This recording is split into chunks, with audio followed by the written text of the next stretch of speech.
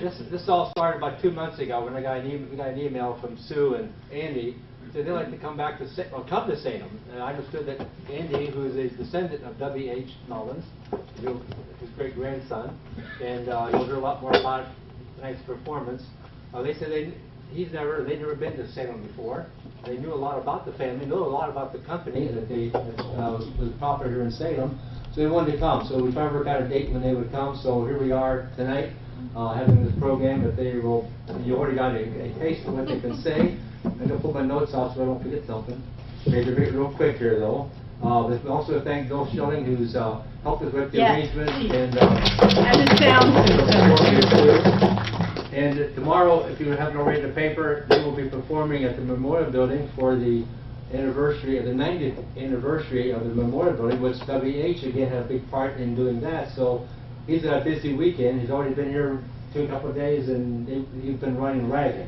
Ginger's been with her, so you know what? How much you non-stop. really non-stop, right? But she went away today, so now they're resting. down. Get a chance to take a breath. Right. We came direct from Worcester, Wisconsin? No, Worcester, Ohio. Worcester, Ohio. Worcester, Ohio. They were up in Michigan for a concert, then came through Worcester, and then on down to Salem. So now they're heading back tomorrow to Lexington area where they live.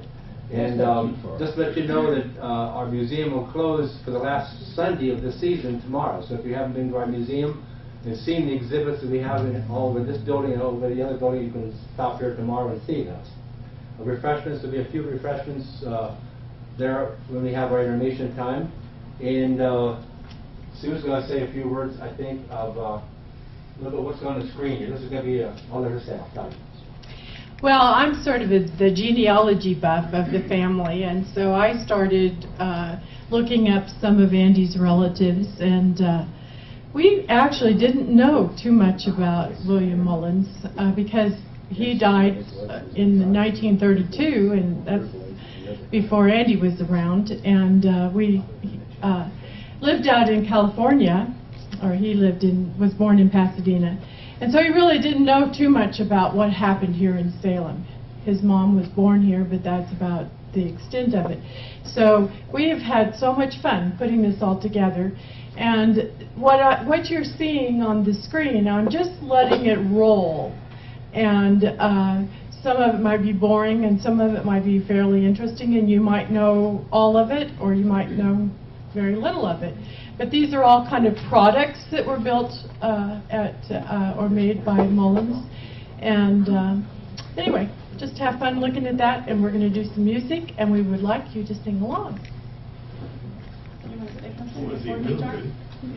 You say something. He's not quite ready. Well, a lot of what I do is basically a rip-off from Pete Seeger. So it's a lot of sing-along stuff. So if you feel so inclined, even if you don't know the words, by the time you get into the song, give it a try. It will be welcomed. Also, Pete Seeger did say on the 4th page of his How to Sing Harmony on a Folk Song, all you got to do is make sure you don't sing the same note as the person sitting next to you. And if you're too far off, then we just call it jazz, and we keep on going. Well, there have been a lot of changes in the last 100 years or so here at Mullins. And so where do you begin? So tonight we're going to start with the song, Somewhere to Begin. It's by a good friend of ours who recently passed away himself up in the Seattle Northwest area, T.R. Ritchie. The song is Somewhere to Begin. People say to me, you gotta be crazy. How can you sing at times like these? Don't you read the news? Don't you know the score? How can you sing when so many others grieve? People say to me, what kind of fool believes that a song will make a difference in the end? By way of a reply, I say a fool such as I, who sees a song as somewhere to begin. Do the part. Song is somewhere to begin. A song is somewhere to begin.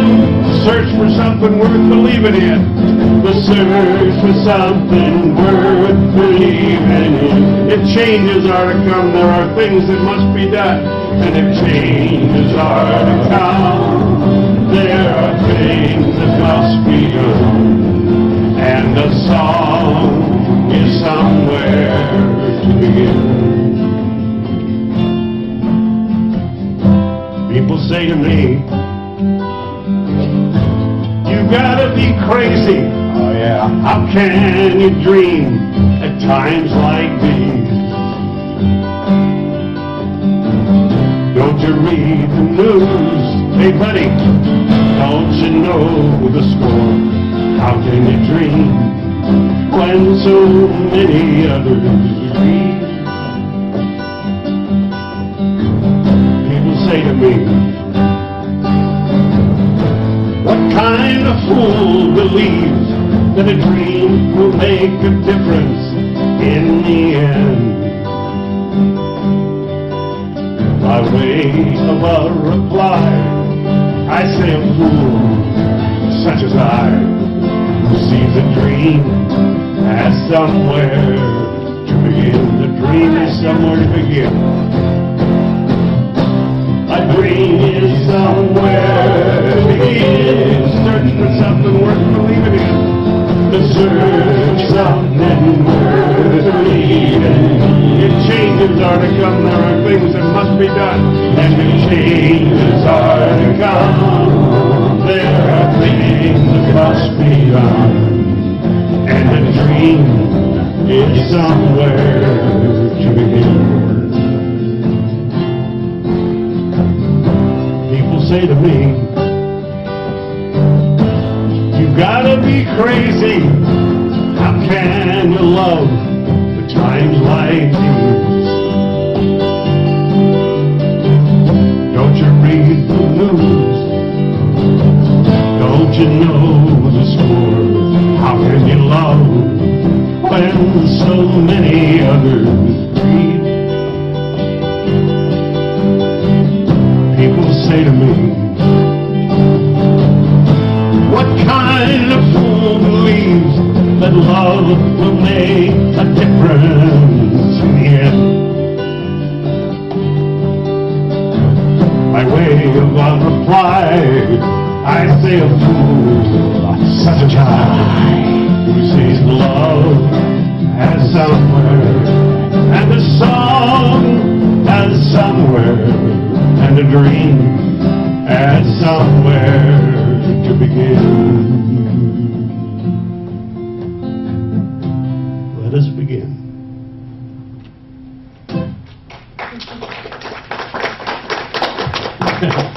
How many of you have Irish roots?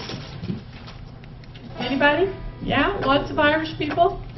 Well, Andy's original relative that was Mullins came from Leixlip, Ireland, and his name was James. And he originally came over to New York, and he went to college there. Surprisingly, I was kind of surprised to find out he actually became a little bit of an engineer. He came before the Civil War, married a gal by the name of Hannah E. White, who became Hannah E. Mullins. And how many of you know of the Hannah E. Mullins School of Nursing here? Yeah, tell us where it is, would you? Yeah, we tried to find it today. It used to be. I don't know if it's still in the high school or not. No? I'm not No, it's in making Kansas City Center, but the high school, the Board of Education runs it.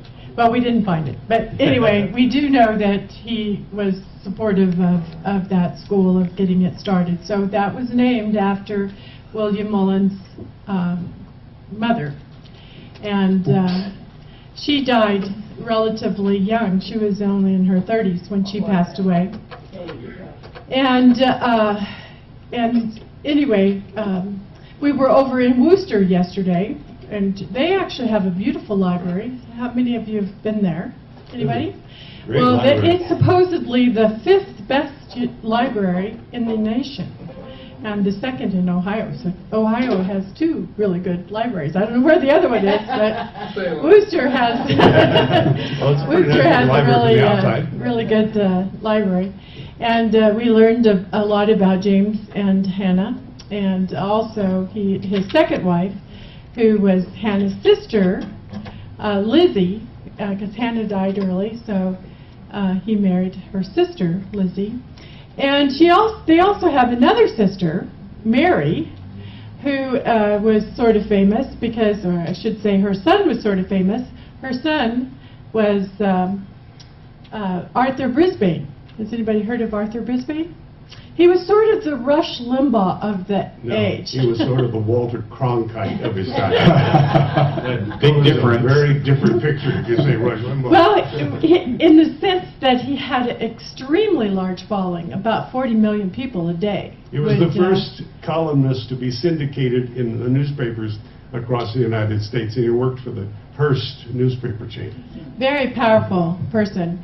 And so he was a first cousin to Will Mullins. So some of these kind of connections, I always like them. You know, there's those little pieces coming together of their life. And so that's kind of one that we found out recently. The scene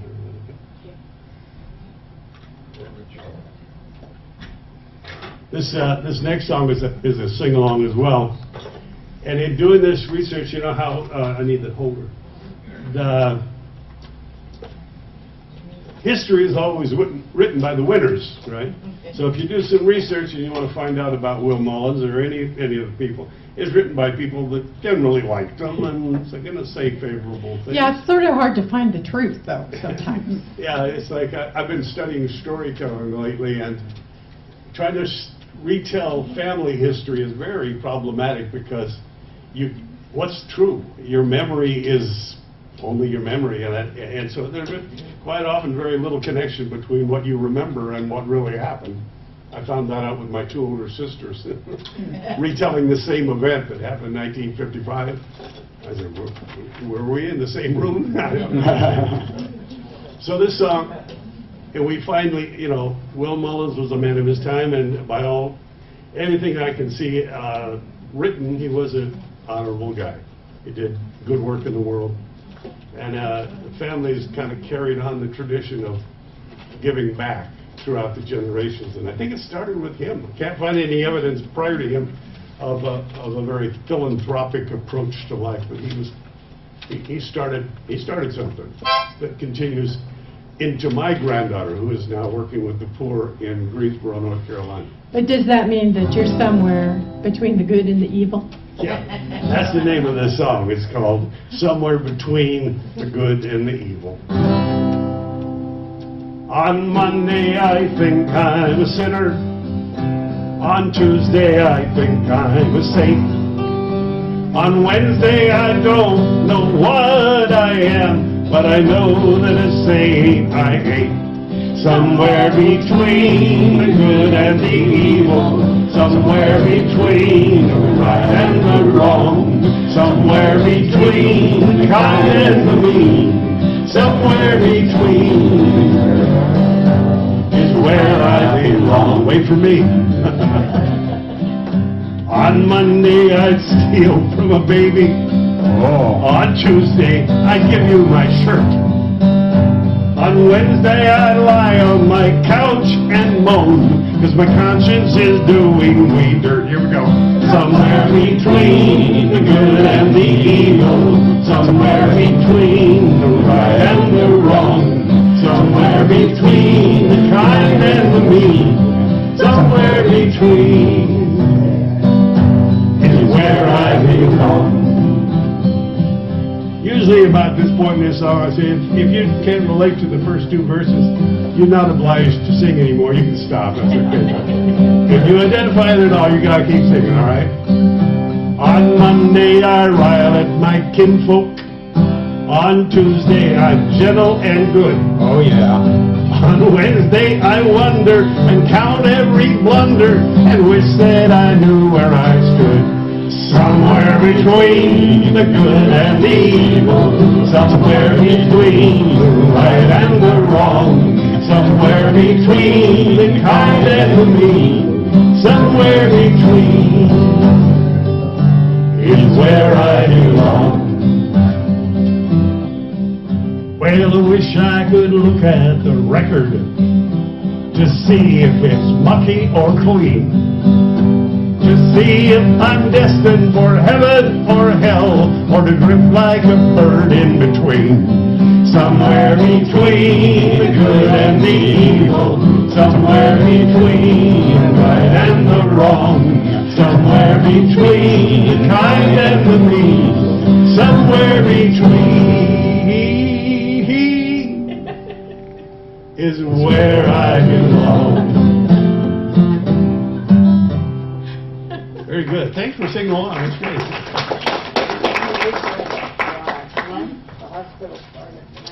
Well, James became he wasn't exactly a coal miner, but he actually was an engineer at a coal mine and would be a supervisor of coal mine. And eventually he bought what was to become the State Line Coal Company in East Palestine, which turned out to be the largest coal company in the state of Ohio for a number of years. And so Will was born in Steubenville. Is it Steubenville or Steubenville? Steubenville. Steubenville. Yeah.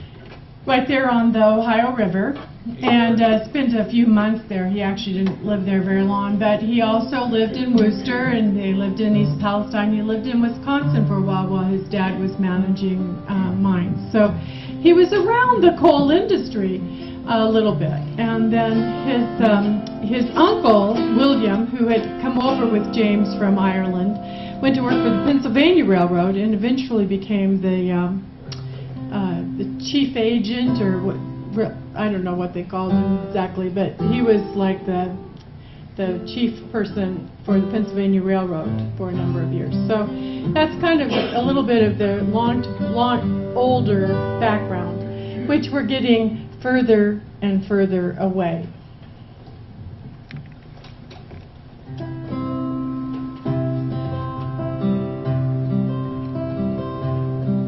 I can see the place I came from. I can hear those sounds right now.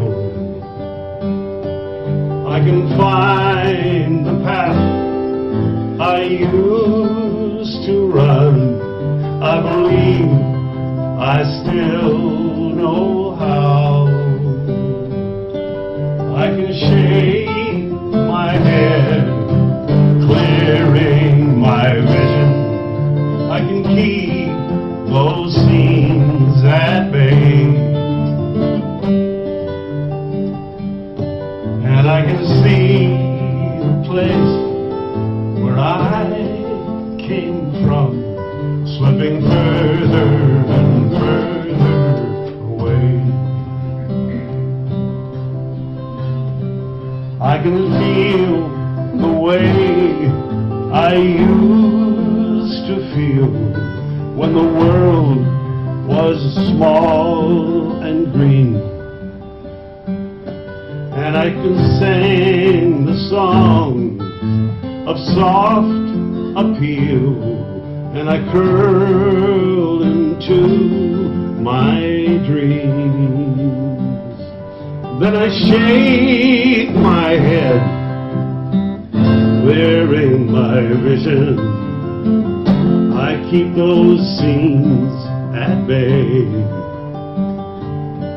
and I can feel the way I used to feel, slipping further and further away.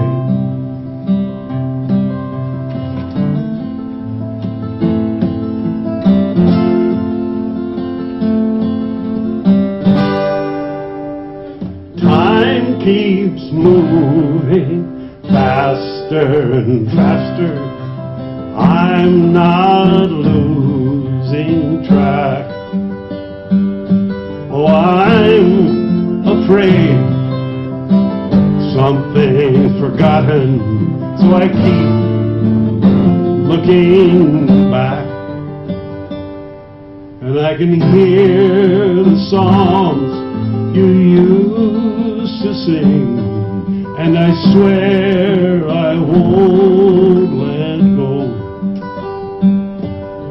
You were strong and you knew everything before I had to know.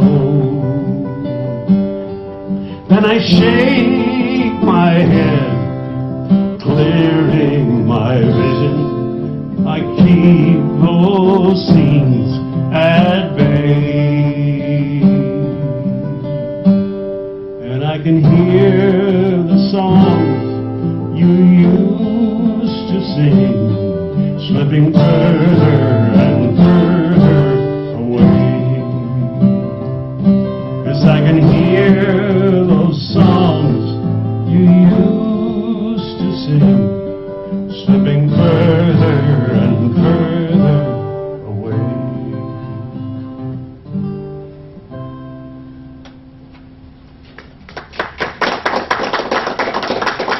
You want a reminder about the camera at about a half an hour.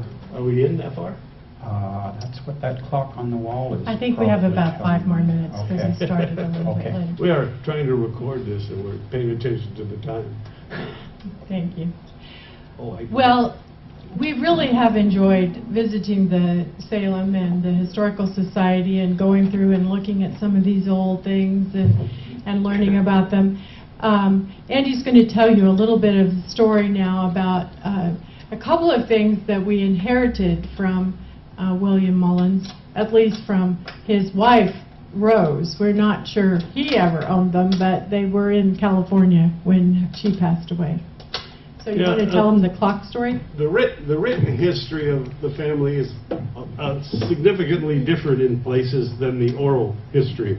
And in the oral history, the men did not fare too well in the retelling of the family history, as told by the women. But when I never met my great-grandmother except twice. I met her when I was 4 years old. My mother had just had twins, and we were living by the beach in Southern California, and my mother had just had a complete hysterectomy. She had 6 children, 4 of them under the age of 5, and her husband ran off with a produce clerk from the supermarket. And great-grandma Hannah, Bamba we called her, she came to visit. Now, one of the stories that she left Will in 1920 or 19 or around there, one of the stories in the family was that she left because she couldn't stand the fact that he was giving away so much money.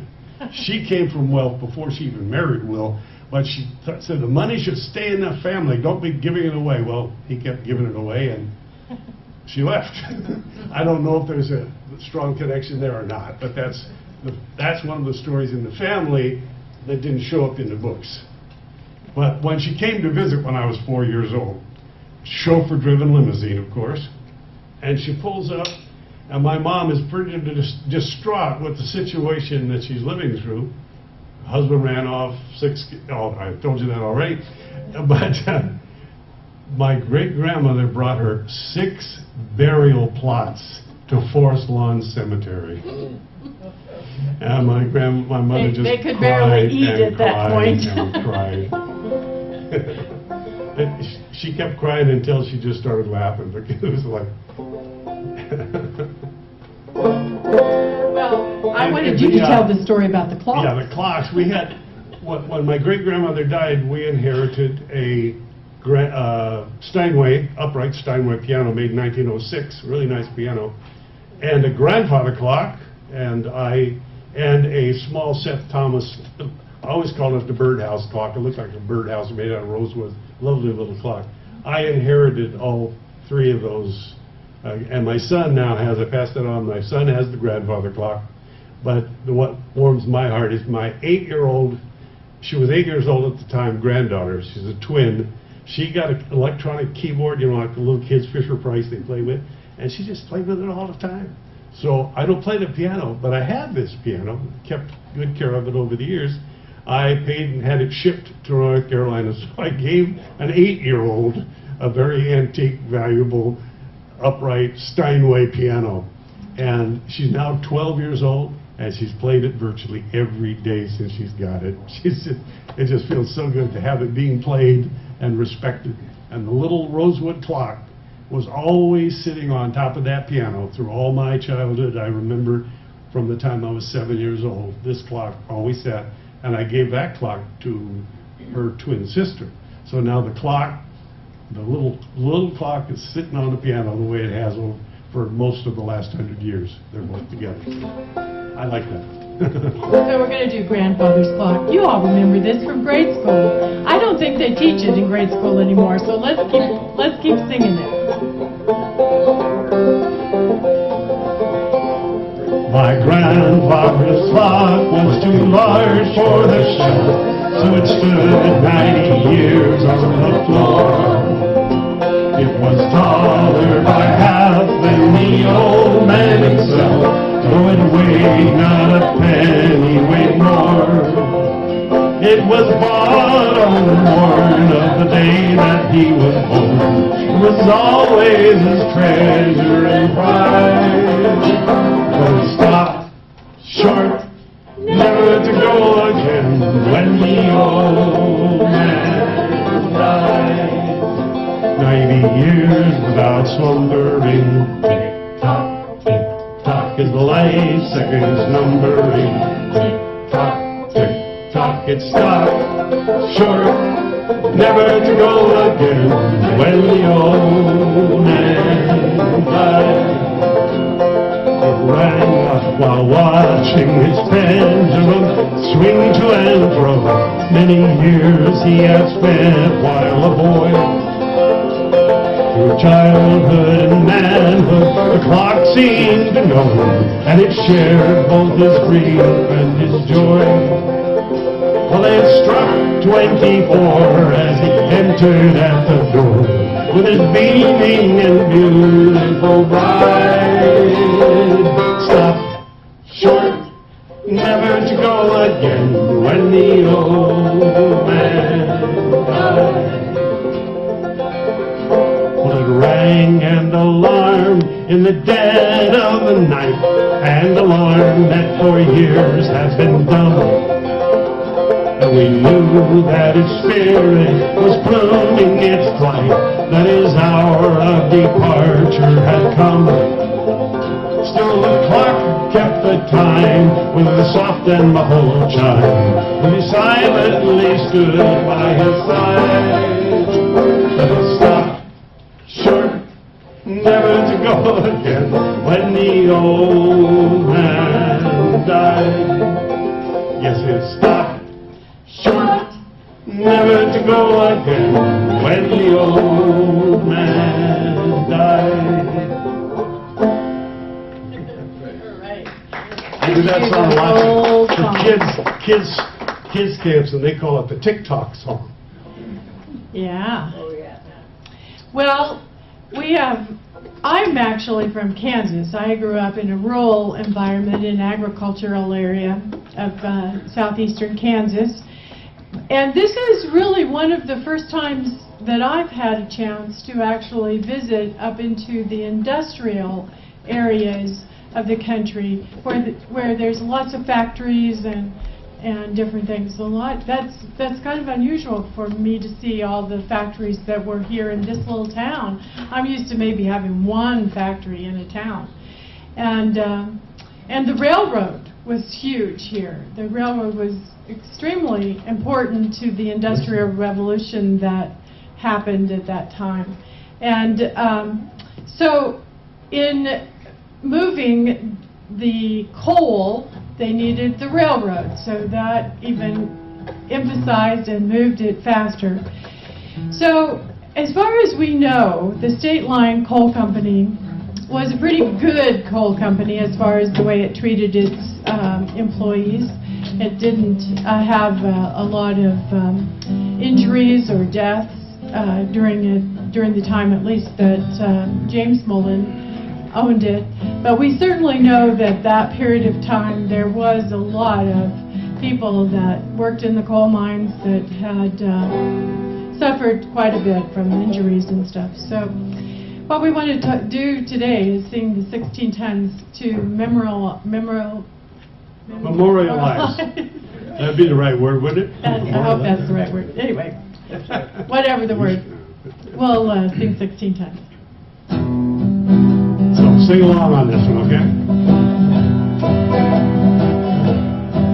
Some people say a man made out of mud, a poor man made of muscle and blood, muscle and blood, skin and bone, a mind that's weak and a back that's strong. He rode 16 tons, what he did, another day older and deeper in debt. St. Peter, don't you call me, 'cause I can't go. Oh, my soul to your company store. I was born one morning when the sun didn't shine. Picked up a shovel and I walked to the mine. I loaded 16 tons, a number 9 coal.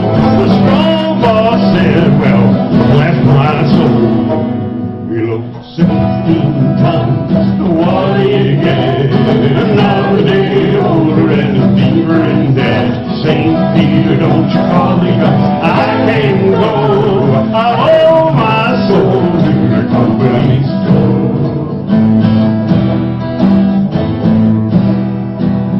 I was born one morning, drizzling rain. 5 minute trouble was my middle name. I was raised in the canebrake by an old mama lion, a high-toned woman made me walk the line. He loaded 16 tons, and what did he get? Another day older and deeper in debt. St. Peter, don't you call me, 'cause I can't go. I owe my soul to the company store. St. Peter, don't you call me, 'cause I can't go. I owe my soul to the company store.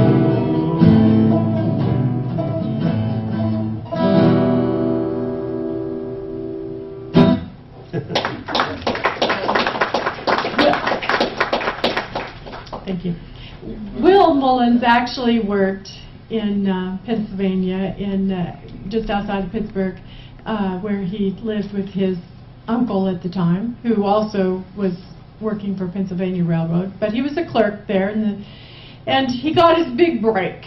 There was a locomotive that got wrecked, and somehow or other they decided to sell it for scrap or sell it. And so he bid on it and got this old locomotive. And as the story goes, he parted it out and made about $1,000. And that was his amount of money that he took over to Salem. Actually, the company that became Mullins was already here and in existence. The first name on it, I think, was Kittredge and Company or something. Kittredge and something. But then one of his cousins, Thomas Bidwell, had come into purchase of that business, and so he was able to go ahead and buy the Thomas cousin, or actually his partner, out. So he was able to buy into the business with that $1,000, and that's what started what became eventually Mullins Manufacturing. But at the time it was Bidwell and Mullins. So I need the D. We don't know much about, I need the holder too. We don't know much about the romantic life of Rose and Will Mullins. So with this part, we're just totally making it up. So that it's kind of a romantic story. But we have. We're doing. My mother left here when she was about 3 years old and moved to Pasadena. So my grandmother moved to Pasadena, or great-grandmother, and my grandmother did. And my mother was born here, and then 3 years later, they all moved to Pasadena except Will. I think he went out to visit, but he didn't stay. He came back expecting, I guess, them coming back at some point. And effectively, other than to come and visit, they never did. And well, my mother had a very interesting career. She was born into wealth, obviously, but in her lifetime, she owned a nightclub in the San Fernando Valley in Los Angeles. She ended up marrying 4 times.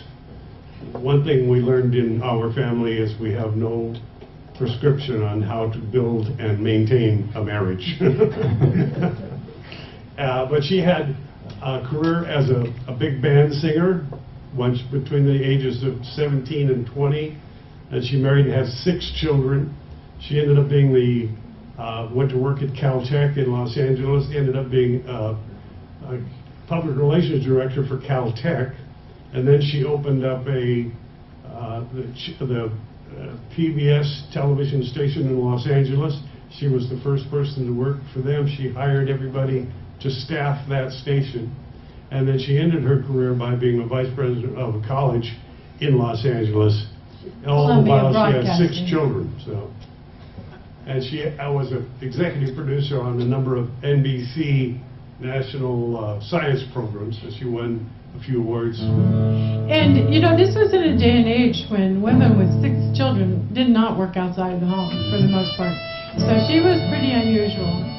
Real good example for the following generation. This is my favorite song. We have to sing it. Oh, the night was clear, and the stars were shining, and the moon came up, so quiet in the sky, and the people gathered round, and the band was a-tuning. I can hear them now, playing Coming Through the Ride. You were dressed in blue, and you looked so lovely, just a gentle flower of a small town girl. You took my hand, and we stepped to the music with a single smile.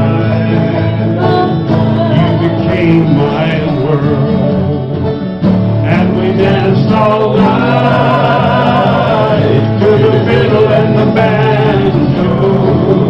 They're drifting tunes, she filled the air so long ago, but I still remember when we fell in love at Roseville Fair.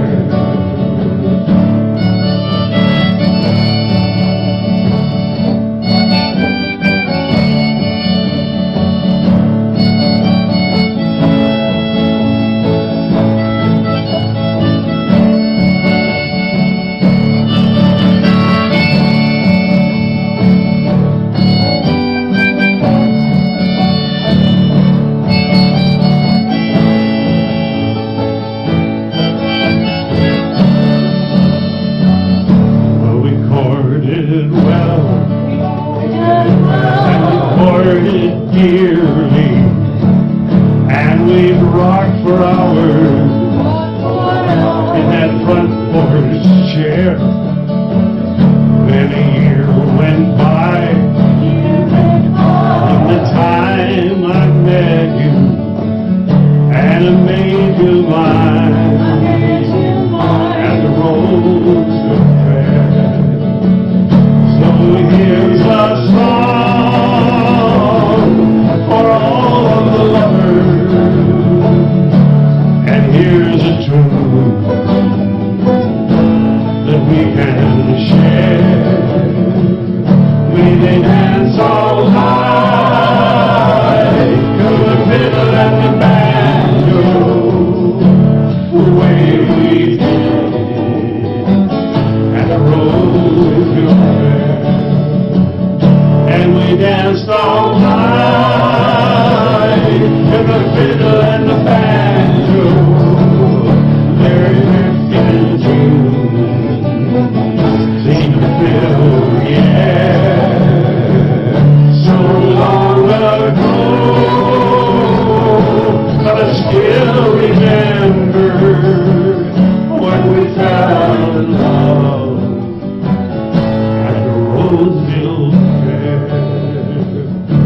we fell in love.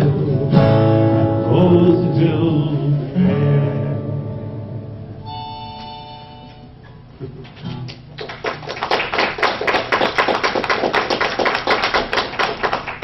You never know how people's lives come to intersect. Will married a gal by the name of Rose Heilman, who was a high society girl from Evansville. Her father. Yeah.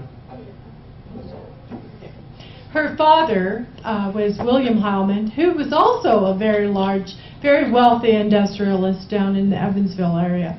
Heilman Manufacturing made a lot of similar kind of products, actually heavier machinery even than Will eventually made. But somehow or other, how does it happen that somebody in Salem meets somebody from Evansville, Indiana? It's kind of an odd thing. But we don't know how that transpired or how they came to find each other. But we do know that he very likely might have come here, William might have come here looking for a dimming pump, or maybe William might have gone down to Evansville and sold some architectural ornaments. What was That's that? a harmonica holder. Oh, okay. Okay. Anyway, we don't know exactly how they met, but they eventually did meet, and they had a very high society wedding in Evansville. And it wasn't long before Daddy kind of helped out William here in town by bringing $50,000 of greenbacks in a carpet bag on the train from Evansville to Salem. And that $50,000 was used to buy out Bakewell, and then it became the Mullins Company, W.H. Mullins Company.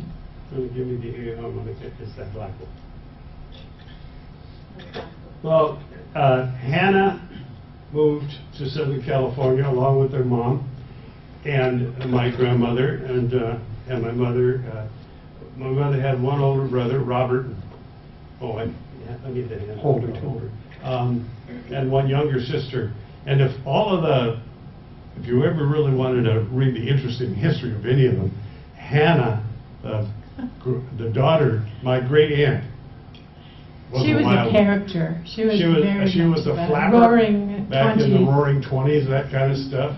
She even shot one of her boyfriends, and she, well, he probably deserved it. I don't know. Well, she ran away. She was in boarding school in Washington, D.C., and she ran away when she was 14 years old and got married. So she was quite a character. Kind of a happy-go-lucky time in Hollywood with, roaring 20s and all that. She eventually bought a farm out in Ventura County and raised racehorses, and that was what she did mainly in her life. But her house is still standing right next to does anybody know where the Will Mullins property was located on Lincoln? Well, her house was right next door. That was hers. And I found out while we were here, Ginger told me that was actually a box kit house. It wasn't a Sears house. I don't know what the name on it was, but it was a box kit. Well, we do another song now that's kind of in that era, probably from, I think it's from a Disney movie, Zippity Doo Dah, so you can help us sing that, okay? I needed to play that so I can show you my ukulele. Zippity Doo Dah, zippity hey, my oh my, what a wonderful day. Plenty of sunshine headed my way. Zippity-doo-dah, zippity-yay, Mr. Bluebird on my shoulder. It's the truth, it's factual, everything is satisfactual. Zippity-doo-dah, zippity-yay.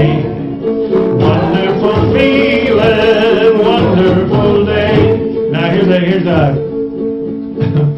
What? Instrumental break? yeah, instrumental break. Here we go. What do you think? Maybe. This is slipping down. We're gonna do this right. You know, take two. Keep anchored. Okay.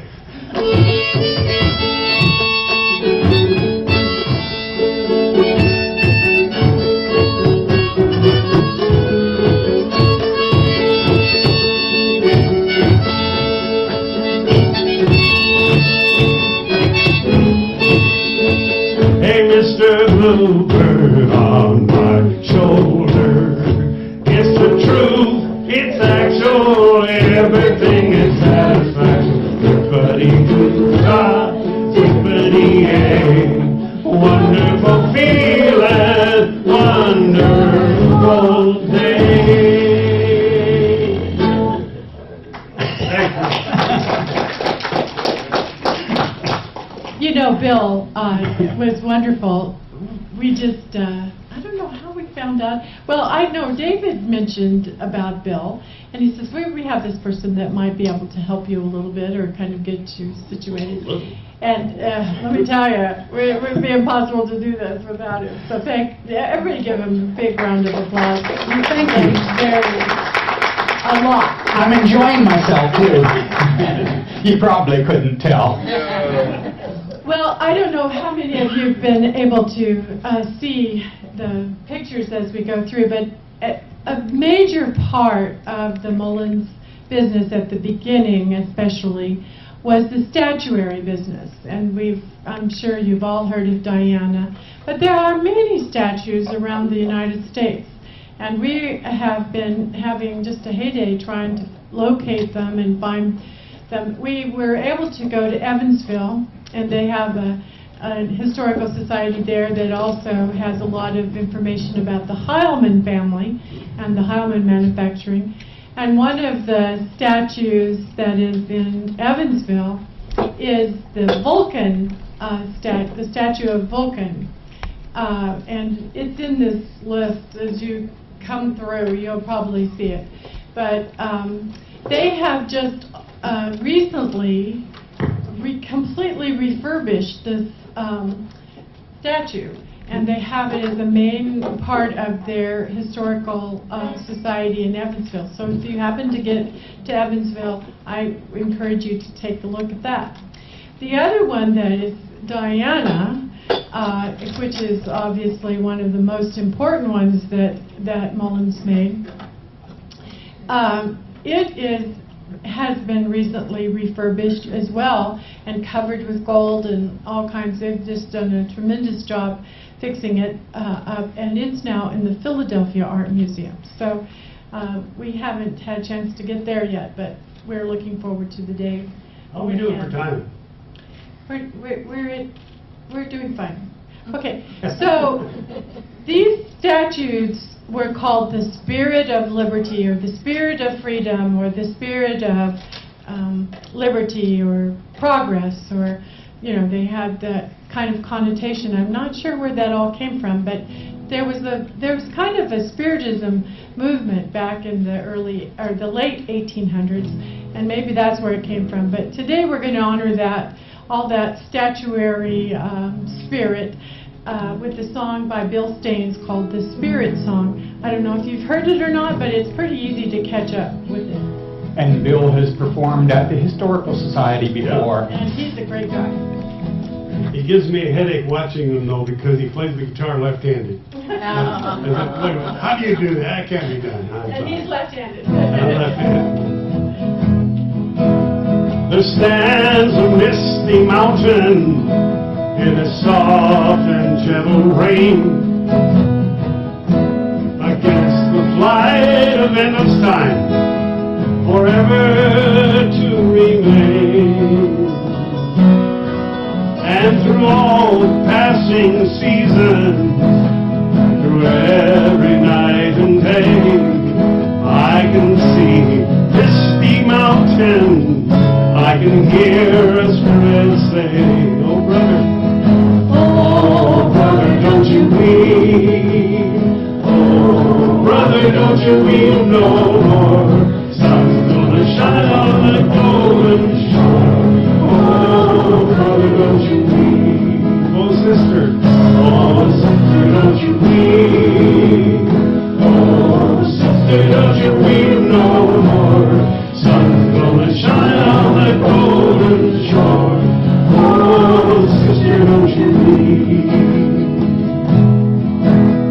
the rocky roads of trouble, down the twisted paths of pain. Sometimes it is a struggle, and sometimes become a blame. But with children on our shoulders, we can face another day.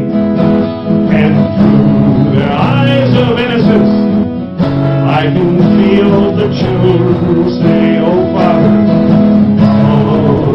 don't you weep. Oh, Father, don't you weep no more. Sun's gonna shine on the golden shore. Oh, Father, don't you weep. Mother, oh, Mother, don't you weep. Oh, Mother, don't you weep no more. Sun's gonna shine on the golden shore. Oh, Mother, don't you weep." So when there's music all around you, and you just can't seem to hear, the answer's right above your head, and it never comes up clear. And when there's darkness all around you, it's hard to know and to understand. But there's a heart out there that loves you, and there's a promise in your hand. Oh, people, don't you weep. Oh, people, don't you weep no more. Sun's gonna shine on a golden shore. Oh, people, don't you weep. Oh, people, don't you weep. Oh, people, don't you weep no more. Sun's gonna shine on a golden shore. Oh, people, don't you weep.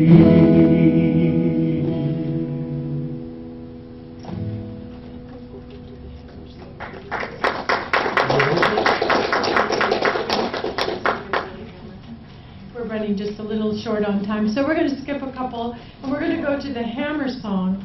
And the point that I wanted to make about this is that this whole democratic experiment that we've been going through has been an interesting 100 or 200 years. And what happened with Will Mullins is that the panic of 1893 happened just right after he bought this company. And here he is, 8,000 businesses failed, 400 banks failed, but for whatever reason, I think it had a lot to do with how hard the men were working, and they had a good idea, and they stuck to it. And despite the trials and tribulations that were going on with the greenback dollars and, you know, Reconstruction and all of that, Mullins kept the people working, and they did quite well.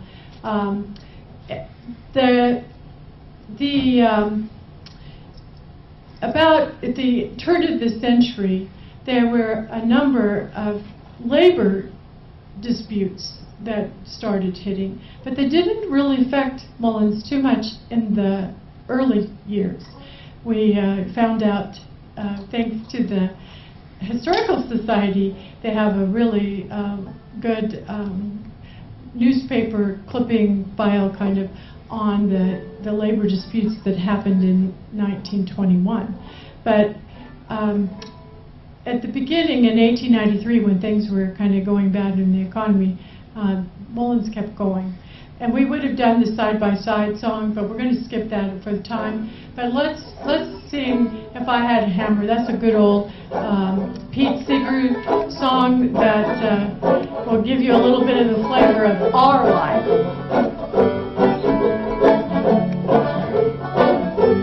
If I had a hammer, I'd hammer in the morning, I'd hammer in the evening, all over this land. I'd hammer out danger, I'd hammer out warning, I'd hammer out love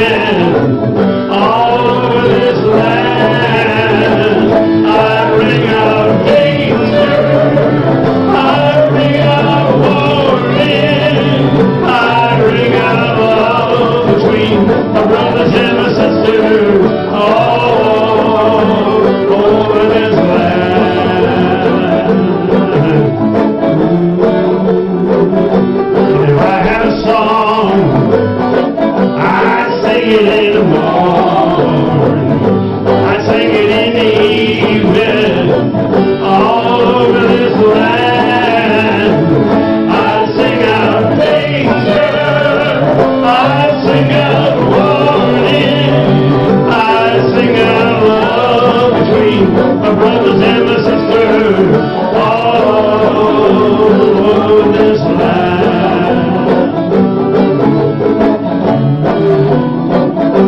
Well, I've got a hammer and I've got a bell, and I've got a song to sing all over this land.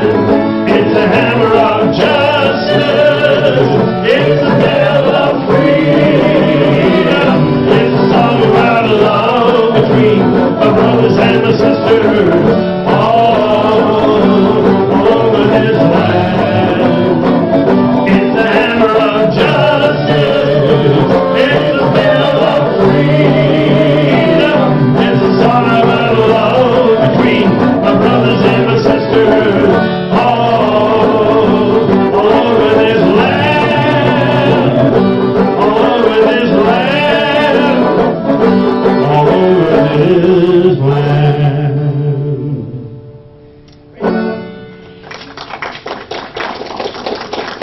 Let's take a little break and make sure that you hit the table over there for some goodies, and the bathrooms are back through that door there. And let's try not to take too long because we don't want to keep you here all night. So maybe about 10 minutes, and then we'll start up again. Do you want to see if you can make that disc player play now?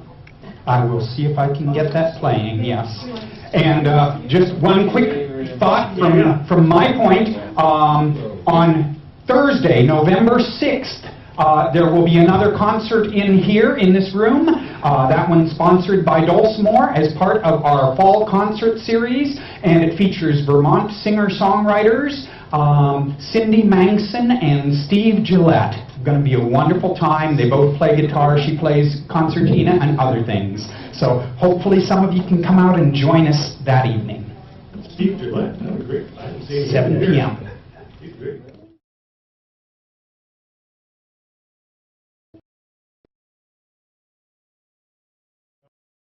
Yeah, we'll start. Y'all might be coming on back to your chairs. We want to not keep you here too late tonight. Did we have that Mary Oldsmobile? So we already played it. Play it one more time as we're sitting down.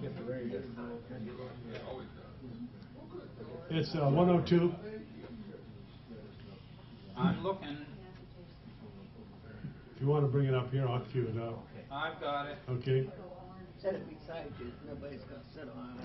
This song was written in 1906. It's a great song.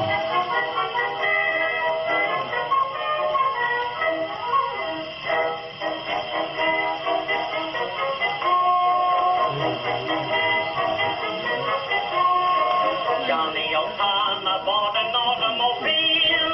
He took his sweetheart for a ride one Sunday. Johnny was caught up in his best Sunday clothes. She nestled close to his side. They don't write songs like this anymore, you know? Sandy till he got down the road. Then something happened to the old machinery. And he got his coat off and his hat and coat. Everything needed repairs. He'd have to get out and get under to fix his little machine. He was just trying to cuddle his queen, but every minute when he'd begin it, he'd have to get out and get under. Then he'd get back at the wheel. A dozen times they'd start to hug and kiss, and then the darned old engine, it would miss, and then he'd have to get out and get under, and fix up his automobile.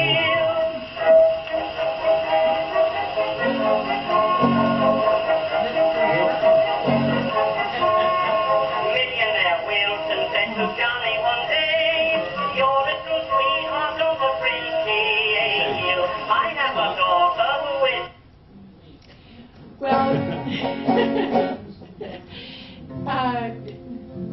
the Mullins Company made lots of different things besides the statuary.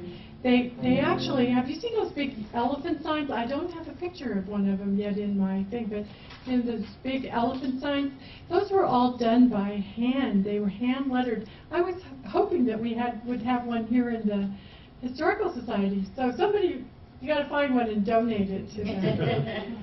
But those were done here at Mullins.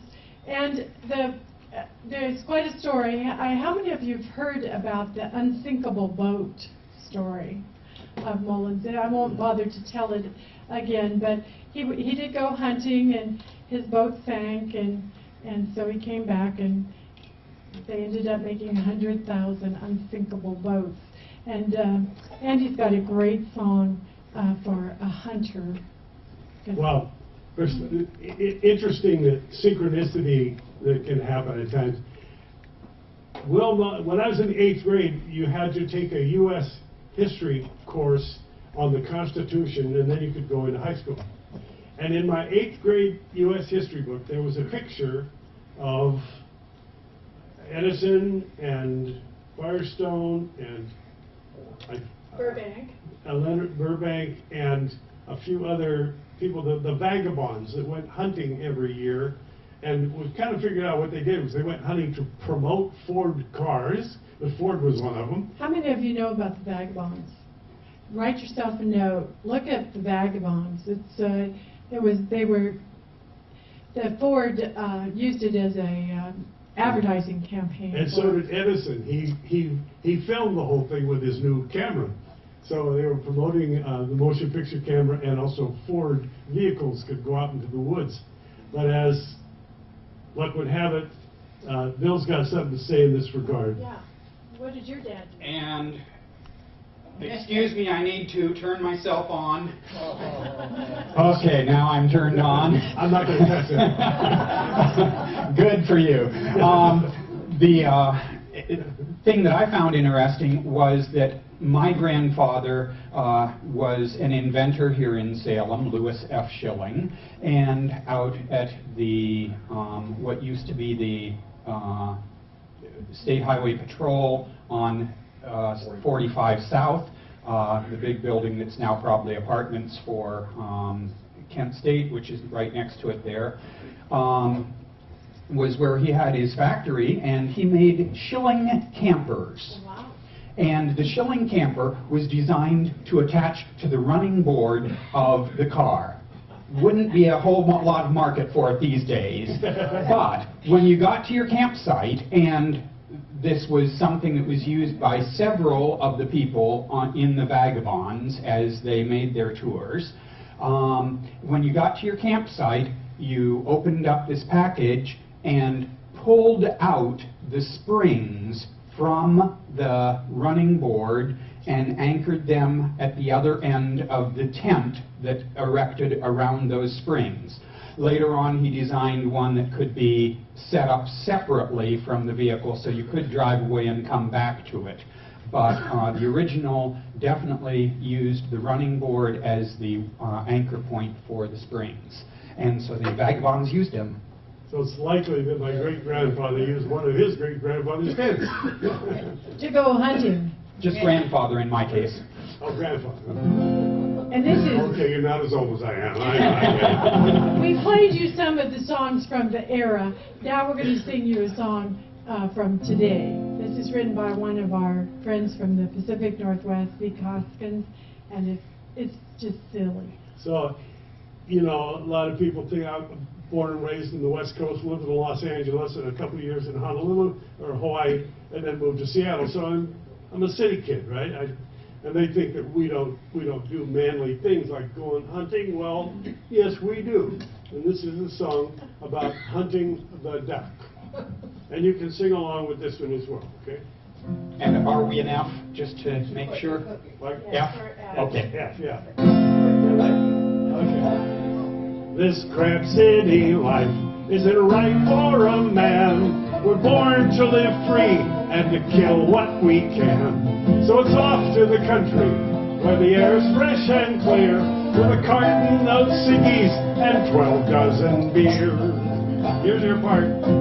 So blow the horn loudly and run up the truck. We're off to the nuts to murder the duck.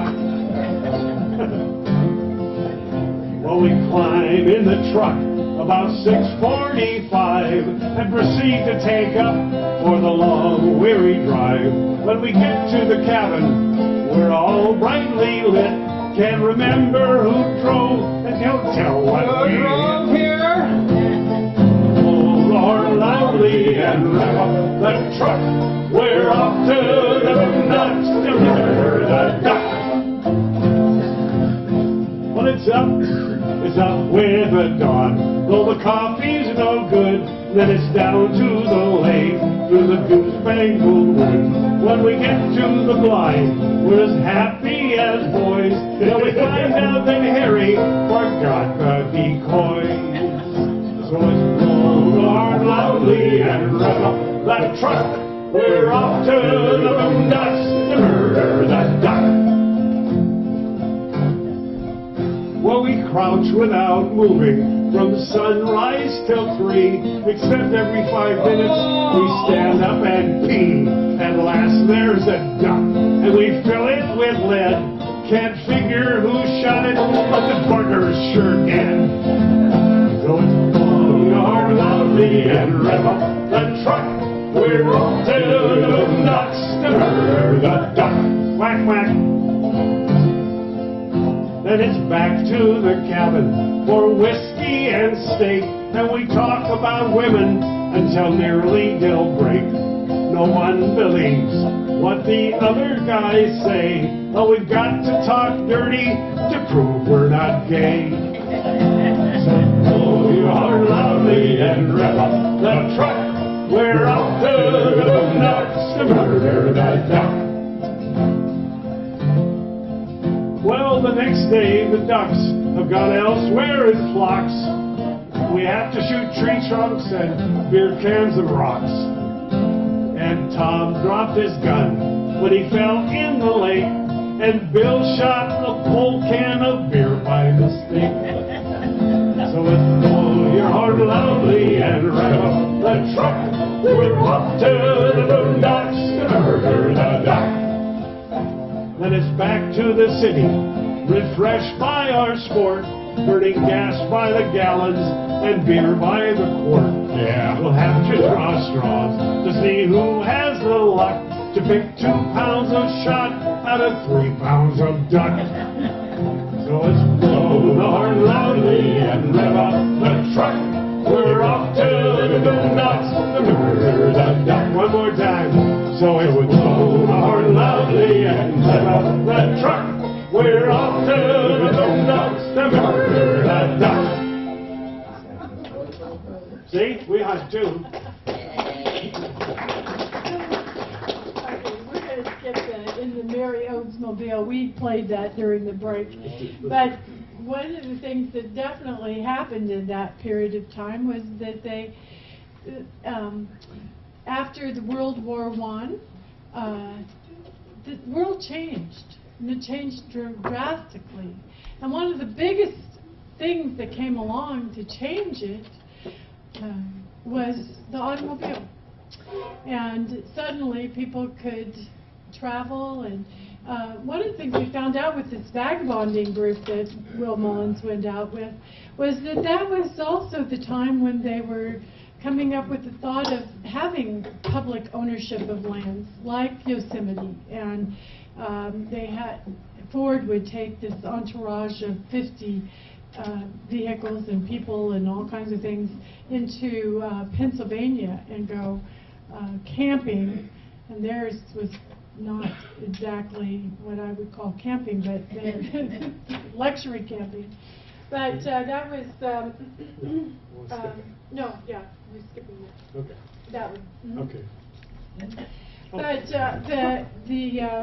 If you like. one of the things that happened in the life of our family was that William Mullins had given his daughter's husband, Robert Modestad, a job at the company, and the company reorganized in 1919, and the name became the Mullins Body Corporation. Well, to reflect the fact that they were now making car bodies, and The only thing that didn't seem to get along very well, so Robert Montesette eventually took his family and moved out to California as well. But the automobile was the big thing of the stage, and Andy's grandmother happened to like this song, and so we're going to sing that to honor her. If You Love Me. Maybe there's a story in the family about Arthur Brisbane was a big columnist around the turn of the century into the 1930s. He was first cousin in the family. He was a very good friend of my grandmother's. At the time, they developed the Rose Bowl game, the football The Rose game. Parade already was going on. Rose Parade but- already existed. But the planning committee to develop a Rose Bowl game consisted of Arthur Brisbane. My grandmother was one of them, my grandmother, and her husband, James Montesette, Robert Montesette. And they were on the committee to develop the game. Well, it all happened. Arthur Brisbane had a falling out with Randolph Hearst, so he quit working for Hearst. And in the early 30s, Orson Welles' movie, All the President's, or All the King's Men, his best work, and really one of the finest motion pictures ever made. My grandmother's nickname was Rosebud, and my grandmother denied this all her life, that she had anything to do with the naming of the Rose Parade or the Rose Bowl or anything. But the really interesting coincidental thing, and I believe it is a coincidence, was the very last word in the movie was Rosebud. It's like, whoa. I don't know. My grandmother always denied there was any connection, but Arthur Brisbane falling out, the movie was written about Randolph Hearst. I don't know. We'll see. And actually, there was a lot of connections with Hollywood too. Andy's mother had made a lot of not movies but television programs, and actually Andy worked in television. for a Yeah, while. I'll tell you a little bit about that. Anyway, this was my grandmother really liked this song, and this was my mother's favorite song that I would do. And it does require some participation as well. So, here we go. If you love me, if you love me, plant a rose for me. And if you think you love me for a long, long time, plant an apple tree.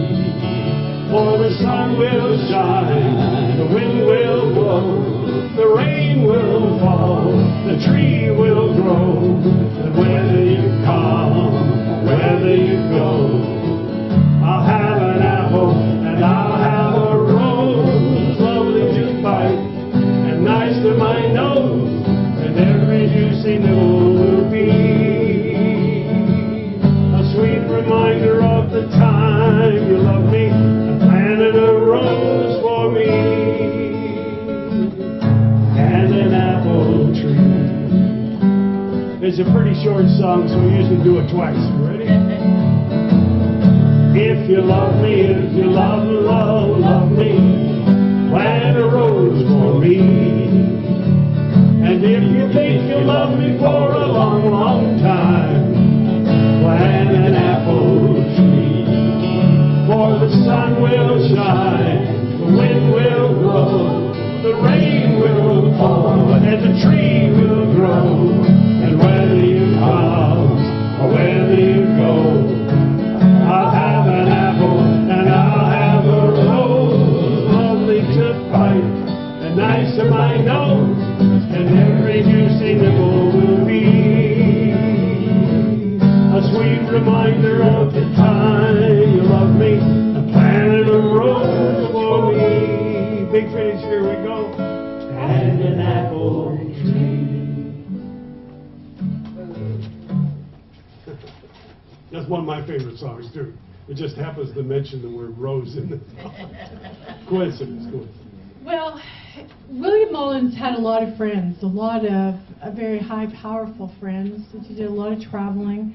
And he went far and wide, including Mexico, and the stuff was sold in many nations around the world. And one of his friends at one point in time, business associates, was Ford, Henry Ford. And I think Henry Ford had a pretty big impact ultimately on Mullins from what we have been studying. I stopped at the Henry Ford Museum. We stopped there before we came to Salem. And I went to the library there and found some materials about them. And one of the things that they had was one of the invoices from 1921 for 100,000 fenders. And I shouldn't say 100,000, $100,000 worth of fenders and what other fenders and Bumpers. bumpers. Fenders and bumpers. Not rubber baby rugby bumpers, regular bumpers. And when McKinley was shot, the train that took the body of McKinley stopped here in Salem to pick up William Mullins. One of the stories that is kind of interesting is the story of Andy's mom going for dinner in the White House when Herbert Hoover was president. You want to tell that? Yeah. When my mother was about 12, she about 11 or 12, her grandfather, Will Mullins, she was going to a private school in Connecticut. Mullins was invited to the White House, at Hoover's White House, for dinner, so he brought his granddaughter with him. And as they're driving in through the grounds, outside the White House is an encampment of World War I veterans. They were deemed the Bonus Army, and the Hooverville that formed outside the White House was not very widely known in the papers around the country at that point. Locally they knew about it, but my mother, 12 years old, she didn't know anything about it. So when she got in there sitting next to the President of the United States at 12 years old, and being rather precocious, she said, "Why are all those people camped out outside the White House, out on the grounds?" And Hoover patted her on the head and said, "Don't you worry your pretty little head about them, they'll be gone soon." And as near as I can figure, that was like in January or February 1932. Mullins died in March of 1932.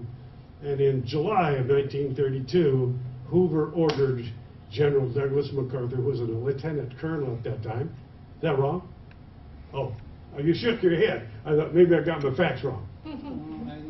Oh, MacArthur was in charge of rooting these World War I veterans off the grounds outside the White House. And under his command was Dwight David Eisenhower and George Patton.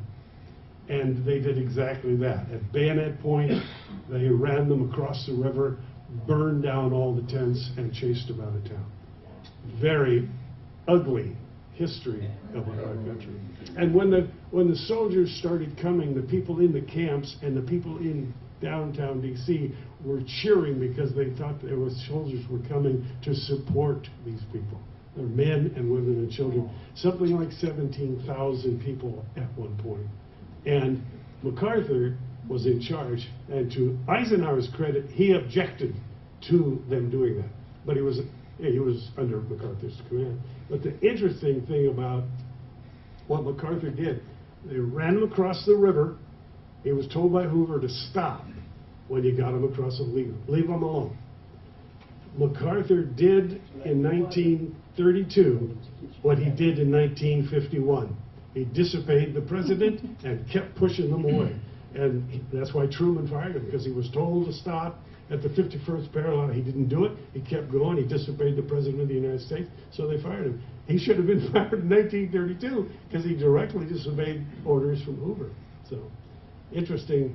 And the Wobblies were there at some point, the IWW workers of the world, and it was a very tumultuous time. And actually, when Roosevelt got into office, he didn't, the bonus money that they wanted was a bonus they were promised if they joined the military and fought in World War I.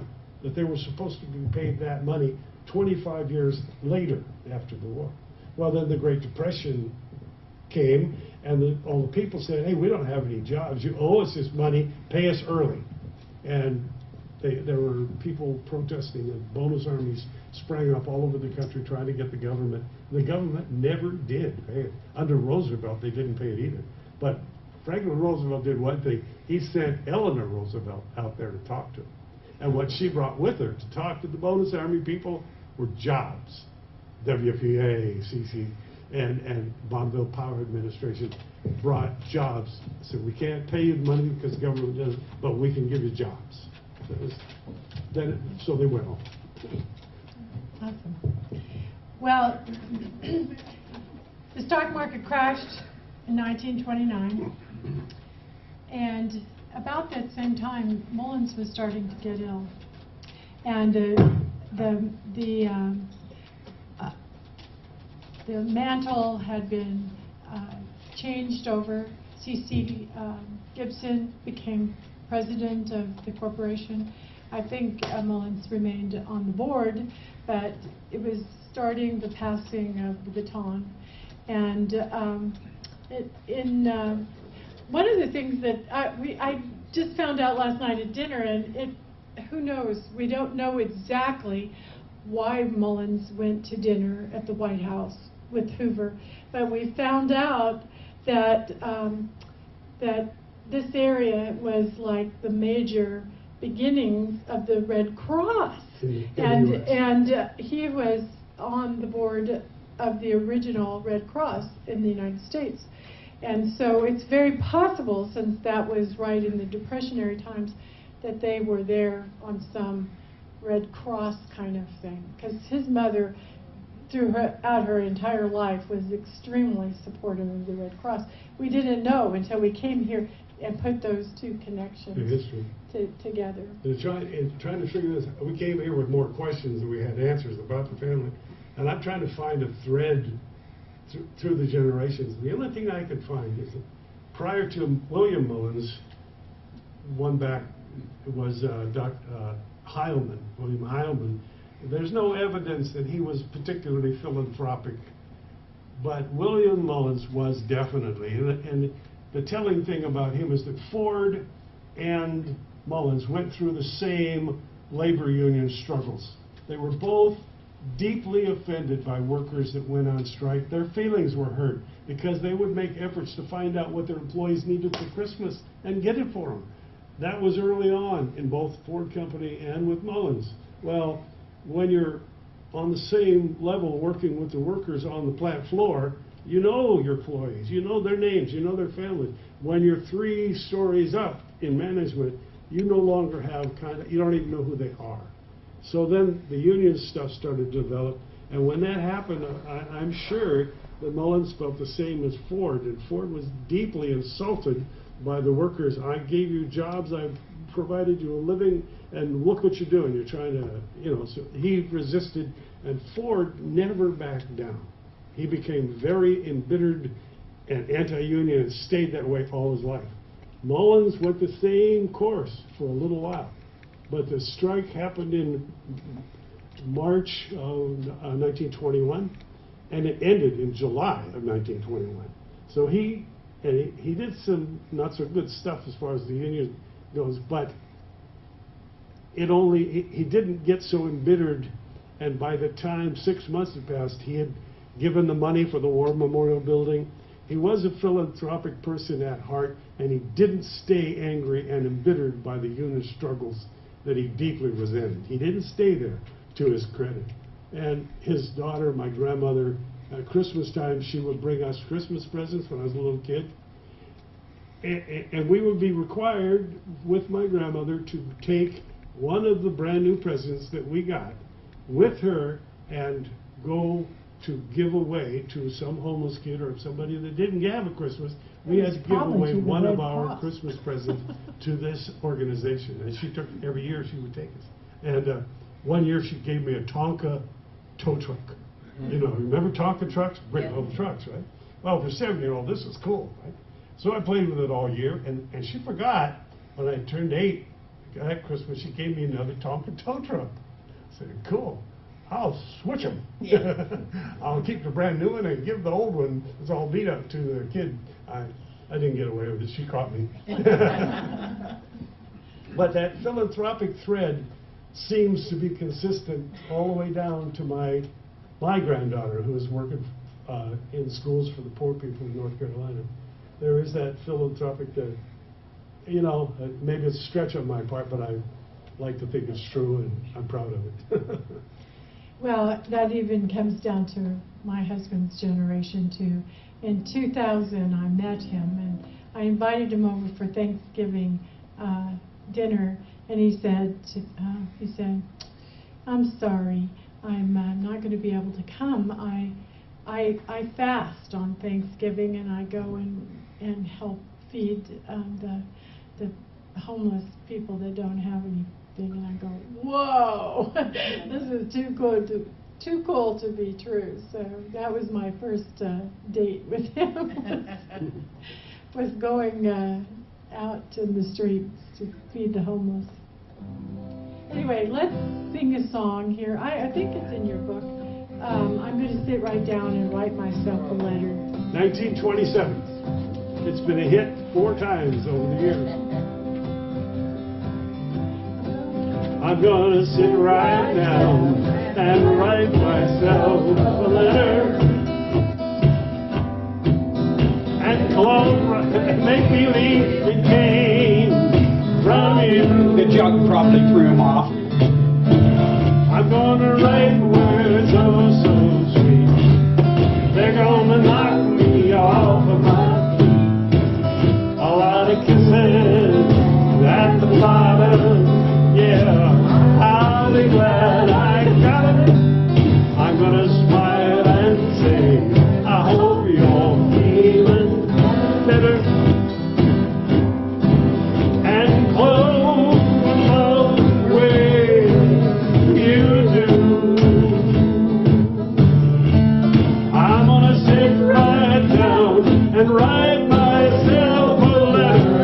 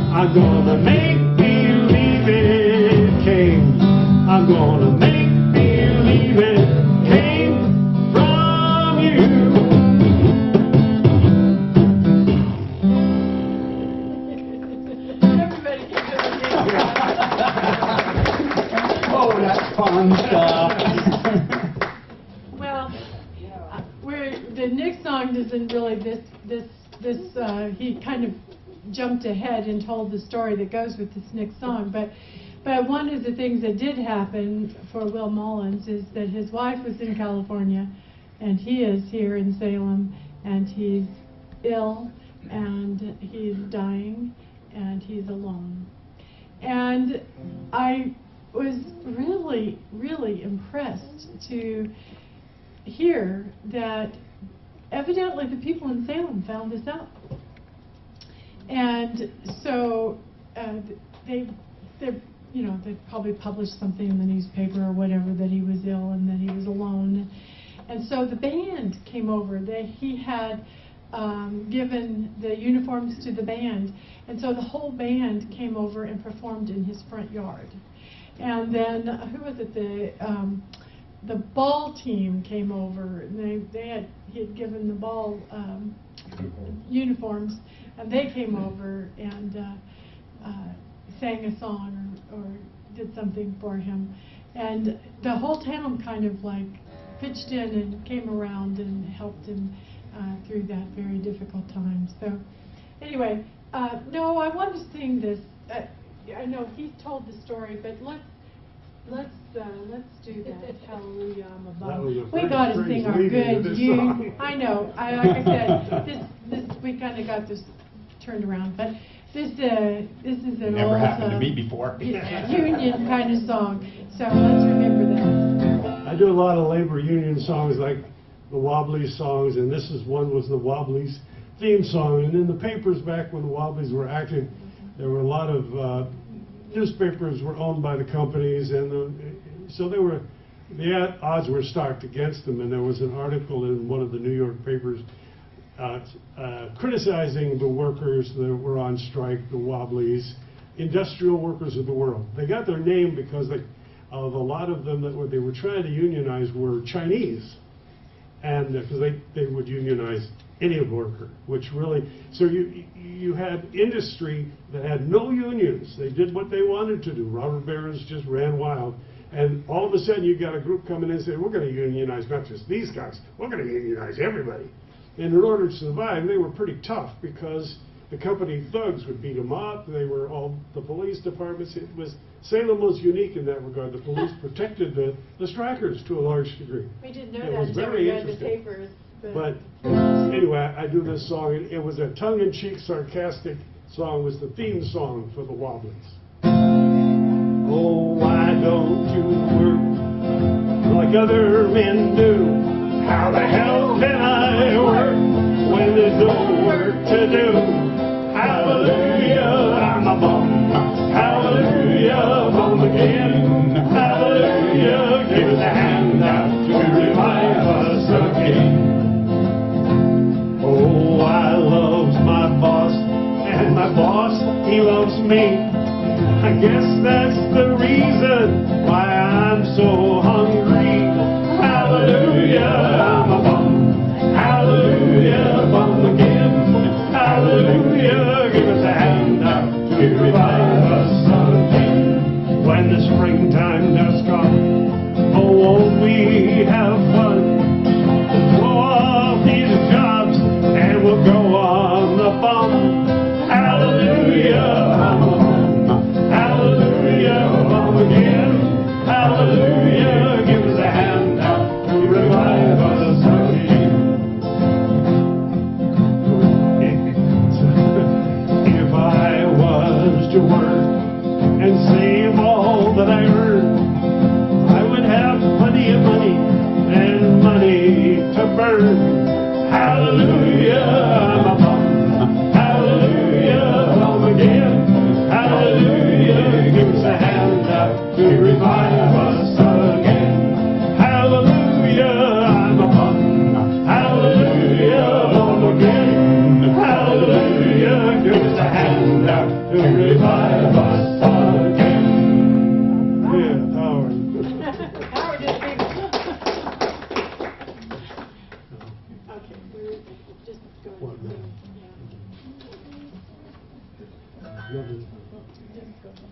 This, used to do, and still do on occasion, a lot of songs by John Denver.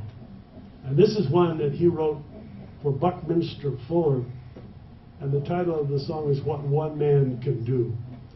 And it seemed appropriate to honor my great-grandfather. He did a lot in the world. And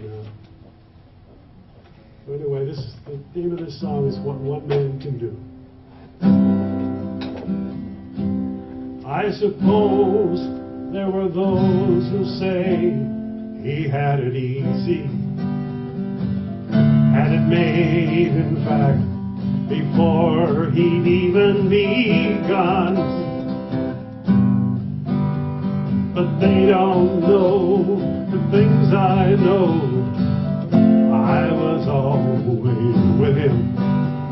It may sound strange, we were more than friends. Well, it's hard to tell the truth when no one wants to listen, when no one really cares what's going on. And it's hard to stand alone when you need someone beside you. Your spirit and your faith must be strong. What one man can do is dream. What one man can do is love. What one man can do is change the world and make it young again. Here you see what one man can do. As shaded as his eyes might be, that's how bright his mind is. That's how strong his love for you and me. A friend to all the universe, grandfather of the future. He's everything I would like to be. What one man can do is dream. What one man can do is love. What one man can do is change the world and make it young again. Here you see what one man can do. What one man can do is dream. What one man can do is love. What one man can do is change the world and make it work again. Here you see what one man can do. Here you see what one man can do.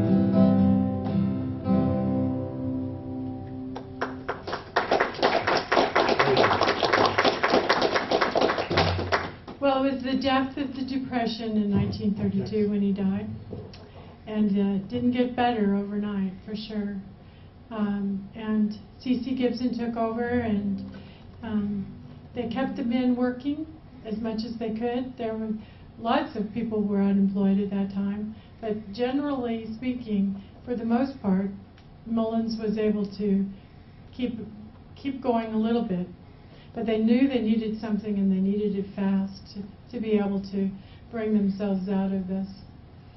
And on top of everything, C.C. Gibson dies in 1937. And so what next? What to do? And that's when they ended up merging with Youngstown. What's the name of the company now? American Standard?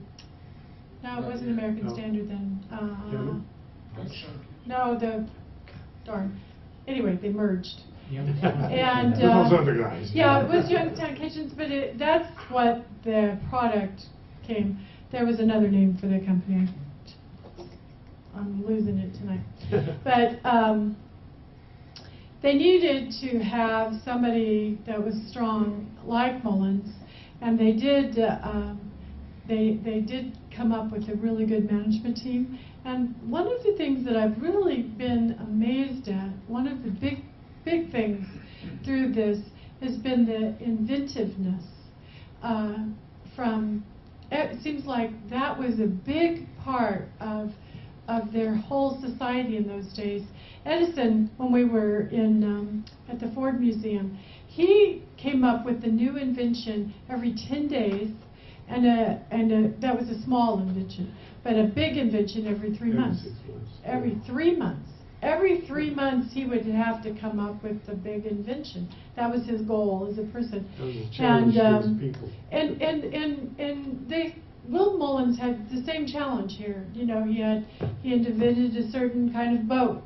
They also, you know, they would keep inventing different things, and through the years, one that I didn't really mention tonight that much because we kind of skipped over the war part, but Andy's grandfather, Robert Modisette, invented a drone airplane at the end of World War I, which never really went into production because it was after the end of the war. It was kind of coming up to the end of the war, so they didn't use it. But there was a lot of inventors going on. So, but here they were at kind of a stage because people weren't buying boats anymore. Even cars weren't selling because people didn't have money to buy them. So what product were they going to come up with? And that's when they discovered kitchens, and they went and started with the whole Youngstown kitchens. And I assume that you know a little bit about that. But anyway, that was the product that took them into the next phase, and actually turned into a much bigger company than anything that Will Mullins did. And now we are at the end of our 5 generations since he passed. I put some of the pictures of, I don't know if you saw them as we were playing through, but I put some family pictures in there. Some of them are Andy's direct brothers and sisters, and nieces and nephews, and our grandchildren are in those pictures and whatnot. But those are the people, or those are the family that have come after Mullins, and it's all just a big circle game. One thing I want to make sure I take the time to thank the Historical Society and the town of Salem for hosting us to be here. It's something I've been wanting to do for the longest time, and hopefully we'll be back again. If we can put together another tour, we'll drive around a little bit. And I want to thank Bill. You don't know, I hope you appreciate the treasure you have in this guy. He'll do a little bit of everything for everybody. And most small towns that I go to, they don't have this kind of guy, so pay him well and keep him happy, okay? You don't want him down the way. The other thing I neglected to tell you anything about it, I kind of teased about it. I worked in Hollywood as a sound engineer for a number of years. Now, you may not remember much of what I did. There's 3 things that you might remember me for. The Pillsbury Doughboy, you know, the little popular stuff guy, when they poked him in the tummy, I was the audio engineer that recorded that voice. I wasn't the voice. Yay! Well, the best is yet to come. And the other one was the Tiny Bowl commercial with the guy sailing around in the little boat in the toilet tank. I did audio on that commercial too. And you didn't know you were hobnobbing with the rich and famous. Oh, wow. But the most noted thing that makes me a semi-celebrity in Kentucky is I worked for 2 years on the Hee Haw show. I did Hee Haw for 2 years. Well, you also did 6 Olympics. Yeah, after working in Hollywood, I worked for ABC News for a couple of years. Then I quit and went freelance, and from then on, for about 25 years, I did broadcast television sports all over the world as a contractor. So I worked for all the networks, and I did the Olympics 6 times. The last one I did was in Salt Lake City. So I've had and all the while, when I wasn't on the road doing television, I was playing music in a band called Tickle Tune Typhoon. So I never really cared if I made a lot of money playing music, because I made a lot of money doing television. So I've had it's been a great journey. It's been just a lot of fun. And I feel, you know, in spite of my affliction and physical problems I've had over the years, man, it's been a wonderful ride. So this song is kind of about that. It's called All My Life's a Circle. And with this song, we'll say goodnight. Are we in D? I thought you said we were going to do it in D. Don't correct me in front of the audience. It's just that I don't have C on this harp, so... Oh, you have an excuse for everything. Sounds much better when we're in the same key. Yeah. That's pretty slick what we got out of that one, huh? All my life's a circle, sunrise and sundown. Moon rolls through the nighttime, and the daybreak comes around. All my life's a circle, still I wonder why. Seasons spinning round again, and years keep rolling by. Seems like I've been here before, I can't remember when. I get this funny feeling we'll be together again. No straight lines make up my life, all my roads have bends. No clear-cut beginnings, and so far no dead end. Go to the top. All my life's a circle, sunrise and sundown. Moon rolls through the nighttime, moon rolls through the nighttime, till the daybreak comes around. All my life's a circle, still I wonder why. Seasons spinning around again, years keep rolling by. I've met you 1,000 times, I guess you've done the same. Then we lose each other, it's like a children's game. Maybe hide and seek. But now I find you here again.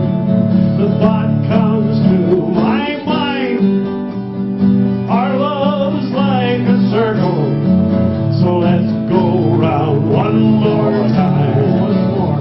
All my life's a circle, sunrise and sundown. Moon rolls through the nighttime, till the daybreak comes around. All my life's a circle, still I wonder why. Seasons spinning around again, years keep rolling by. Seasons spinning around again, years keep rolling by. Well, once again, thank you. And good night.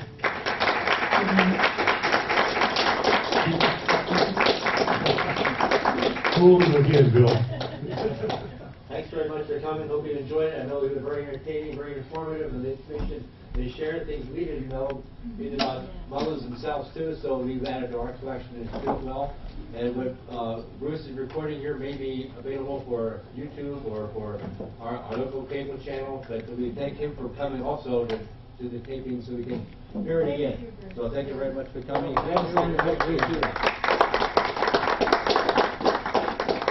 If you haven't had a chance to put a couple of ducks in the bowl, that would be very appreciated, I'm sure, by the Historical Society. Thank you all for coming.